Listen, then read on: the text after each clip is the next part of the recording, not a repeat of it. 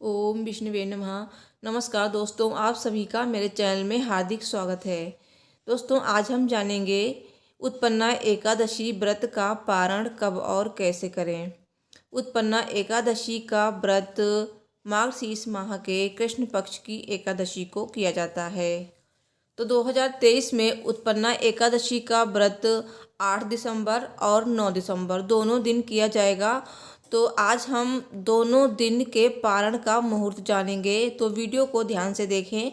अगर आपने 8 दिसंबर को व्रत किया है तो आप 9 दिसंबर को पारण करेंगे, और अगर आपने 9 दिसंबर को व्रत किया है तो आप 10 दिसंबर को पारण करेंगे। तो दोनों दिन पारण का मुहूर्त आपको इस वीडियो में पता चलेगा। और एकादशी व्रत का पारण क्या खाकर करना चाहिए, साथ ही जानेंगे कि इस दिन क्या खाना चाहिए और क्या बिल्कुल नहीं खाना चाहिए। हरिवासर का समय जानेंगे। द्वादशी तिथि कब से कब तक रहेगी, क्योंकि द्वादशी तिथि पे ही पारण किया जाता है। दोस्तों, वीडियो को पूरा देखें। वीडियो अच्छी लगे तो प्लीज़ वीडियो को लाइक करें, चैनल को सब्सक्राइब करें। कमेंट बॉक्स में जय श्री हरि विष्णु जी लिखना बिल्कुल ना भूलें। दोस्तों, एकादशी व्रत के कुछ नियम होते हैं और एकादशी पारण के भी नियम होते हैं। तो जितना महत्व एकादशी व्रत का है उतना ही महत्व एकादशी व्रत पारण का है, क्योंकि एकादशी व्रत कभी भी ऐसे ही नहीं खोल लेना चाहिए। एकादशी व्रत पारण के नियम होते हैं, तो नियम अनुसार ही व्रत करना चाहिए और खोलना चाहिए, तभी व्रत का पूर्ण फल आपको प्राप्त होता है। एकादशी व्रत में 3 दिन नियमों का पालन किया जाता है: दशमी, एकादशी और द्वादशी। दशमी की शाम से ही एकादशी व्रत के नियम शुरू हो जाते हैं, यानी कि दशमी की शाम को सूर्य अस्त के बाद आपको भोजन नहीं करना है और अगले दिन एकादशी को व्रत करना है, और द्वादशी तिथि पे पारण किया जाता है। तो पारण शुभ मुहूर्त में किया जाता है। दोस्तों, एकादशी व्रत का पारण कभी भी सूर्योदय से पहले नहीं किया जाता है। कभी कभी ऐसा होता है कि तिथि के घटने बढ़ने के कारण द्वादशी तिथि सूर्योदय से पहले ही समाप्त हो रही होती है। तो ऐसे में भी एकादशी व्रत का पारण सूर्योदय से पहले नहीं करना चाहिए, सूर्योदय के बाद करना चाहिए। और एकादशी व्रत का पारण कभी भी हरिवासर में नहीं किया जाता है। द्वादशी तिथि की पहली 1/4 अवधि को हरिवासर कहा जाता है। तो जो लोग जल्दबाजी में पारण कर लेते हैं बिना नियमों को जाने, तो उनको पाप लगता है और व्रत का फल भी नहीं मिलता है। भगवान विष्णु भी प्रसन्न नहीं होते हैं।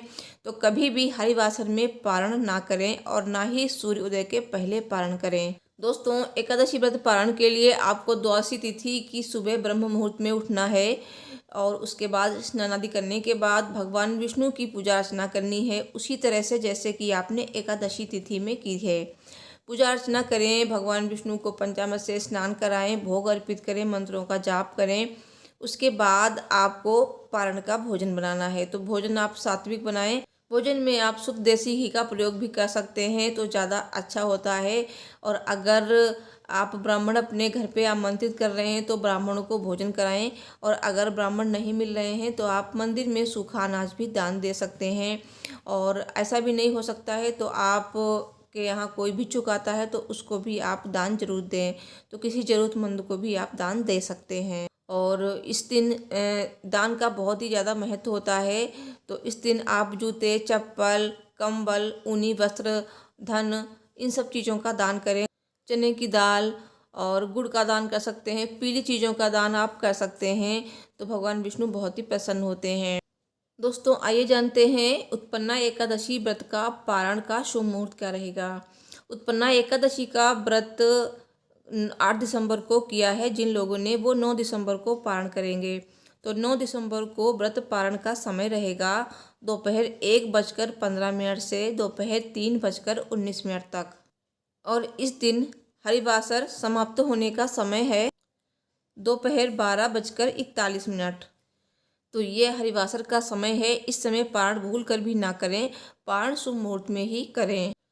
और जिन लोगों ने व्रत किया है 9 दिसंबर को, वो उत्पन्ना एकादशी व्रत का पारण 10 दिसंबर को करेंगे। और 10 दिसंबर को पारण का मुहूर्त रहेगा सुबह 7:02 से सुबह 7:13 तक। और पारण के दिन द्वादशी तिथि समाप्त होने का समय है सुबह 7:13। दोस्तों आइए अब जानते हैं कि इस दिन क्या खाना चाहिए और क्या नहीं खाना चाहिए, क्या खाकर पारण करना चाहिए। दोस्तों कुछ ऐसी चीज़ें हैं जो भगवान विष्णु को बहुत ही प्रिय हैं, जैसे कि तुलसी जी। तो तुलसी का पत्ता अपने मुख में रखकर भी आप पारण कर सकते हैं। दूसरी चीज़ है कि आंवला खाकर भी आप पारण कर सकते हैं। आंवले के वृक्ष में भगवान विष्णु का वास होता है, तो आंवला खाकर भी पारण किया जाता है। और आप चाहें तो आप सेम खाकर भी पारण कर सकते हैं, और आप चाहें तो आप शुद्ध देसी घी को अपने मुख में रखकर भी पारण कर सकते हैं। तो ये सारी चीज़ें हैं, अगर आप इन्हें खाकर पारण करेंगे तो इससे भगवान विष्णु बहुत ही प्रसन्न होंगे और आपका व्रत भी पूर्ण होगा। तो पारण हमेशा शुभ मुहूर्त में ही करें, जो मुहूर्त बताया है उसी में आपको पारण करना है। तो पारण की जो भी चीज़ें मैंने बताई हैं उनको पहले खा लीजिए, फिर आप कुछ भी खा सकते हैं। लेकिन आपको पूरे दिन लहसुन, प्याज, मांस, मदिरा और मसूर की दाल, बैंगन, इन सब चीज़ों का सेवन बिल्कुल नहीं करना चाहिए भूल कर भी, क्योंकि ये सारी चीज़ें तामसिक होती हैं। आपको इस दिन सिर्फ सात्विक चीज़ें ही खानी हैं। दोस्तों अगर आपको मेरी वीडियो पसंद आई है तो प्लीज़ इस वीडियो को लाइक करें, चैनल को सब्सक्राइब करें और कमेंट बॉक्स में जय श्री हरि विष्णु जी अवश्य लिखें। मैं मिलती हूँ नेक्स्ट वीडियो में। Thanks for watching. हर हर महादेव, जय माता दी।